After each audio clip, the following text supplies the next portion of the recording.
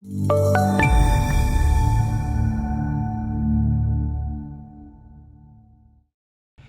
you've got a new edition of Grow coming up. There's a change in the thesis, or is it the same basic philosophy of purpose-driven marketing?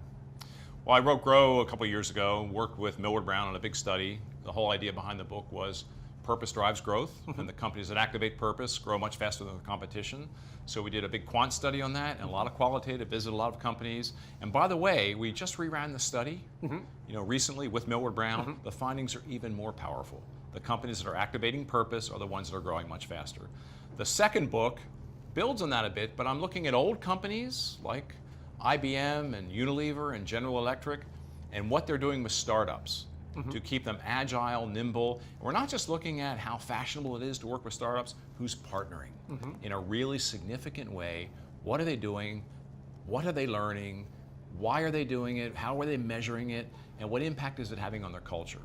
So we don't have a title yet. We want something very cheeky, something, we thought about gray heads and young bloods or forever young. They're too cliche, but we're so excited. Crown's publishing it again. Manuscript is due in January. I'm partnering with Tom Post from Forbes. We're co-writing it, so we're really psyched about it, and so is the publisher. The idea of a large enterprise partnering with a small, nimble startup often creates culture clash. How does an organization like Unilever, for example, which is enormous and very complex, deal with a small, nimble, agile startup and not have them kill each other? Well, they have to have accountability inside a company like Unilever. I mean, what I found very impressive with companies like General Electric's a good example, because they've really taken the lean startup mentality, Eric Ries's thinking, and they really embedded it into their entire business, all their processes. So what you have to have an open mind, you have to have a business need to do this, and you have to be willing to challenge how you work. I mean, the big companies typically are slow in decision making and are risk averse.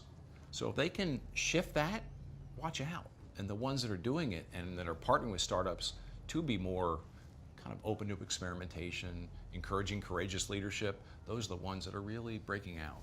Is there a connection between working with a small startup and with keeping purpose as a centerpiece of your marketing Well, startups are all about purpose, right?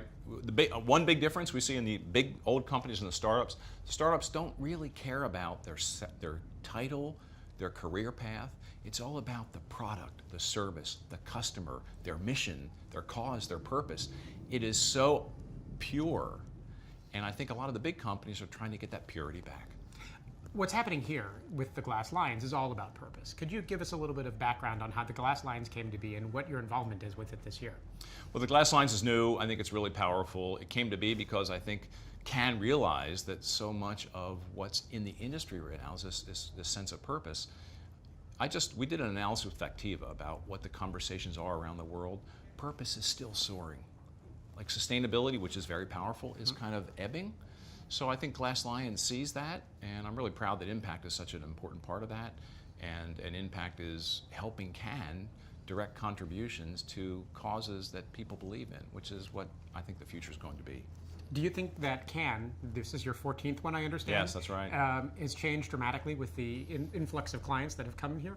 Absolutely. Well, when I came to Cannes in 2003, there weren't really clients here. I brought a contingent from P&G. We came with a clear objective to try to shake us up and become more creative, change our standards. And now we have 3,000 companies here.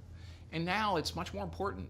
I mean, to me, it's the one place to come every year that has everyone and is dealing with issues across the entire industry. So the big difference is clients, and the big difference is it's now a festival. It is an award show, but there is so much going on.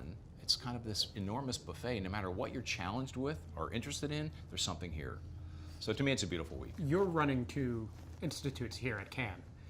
Could you tell us about what they are? Sure. I'm in my 6th year of running a Young Marketers Academy, where we have about 30 of the top young marketers from the great brands of the world. They're sent here as a recognition. They're promising young talent.